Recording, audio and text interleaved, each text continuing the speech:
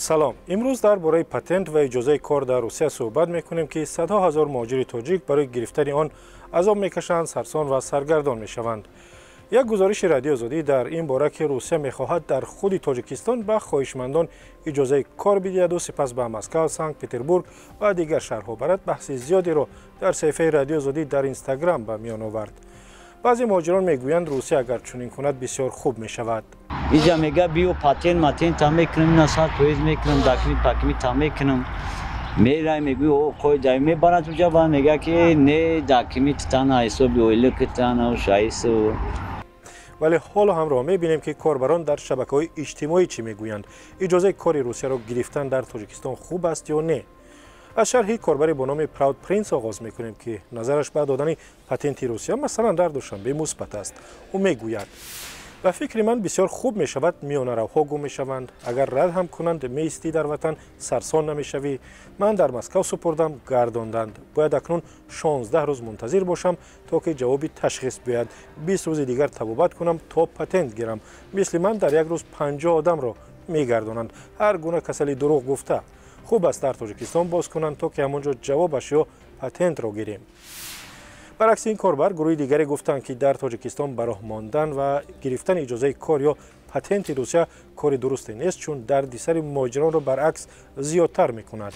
با نوشته این گروه پتنت سپاری در تاجیکستان به تمجیدی و رشوه‌خواری زیاد آلوده می شود و تمام و کاری کسی را هم آسان نمی کند. شرح مصطفی 8381 که در صفحه ما در اینستاگرام گذاشته است با همین مضمون است. با خدا از روسیه دیده سرگردان تر می شویم. اینجا خوب است، پولش را در بانکمت می سپاری و تمام. در تاجیکستان منبع نوی کروپسیا و سرگردانی های زیادتر می شود. وقت آور است.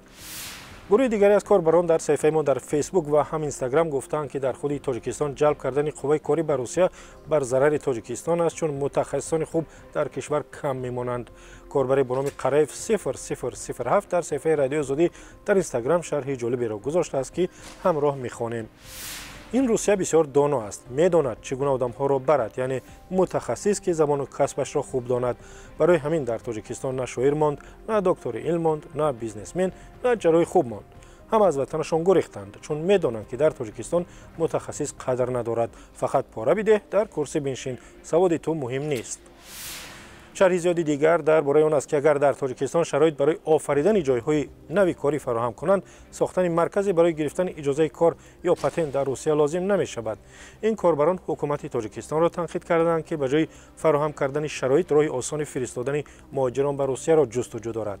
شرح کاربری را اینجا همراه می‌خوانیم که خود را مردیس 2017 نامیده است. در کار نیست روسیه، یگان گرم قدر نداریم. بیجروید گوید در وطن جای کار یابند که وطن را آباد کنیم. کیم که ها میآیند به تاجیکستان، ما روسیه غلامی رویم. خیتایی کار مییابد، ترک کار مییابد، برای چی تاجیک در وطن خودش کار نمییابد؟ 100 سال در کار نیست روسیه. برای همین التماس طلب کنید که با کار تامین کنند.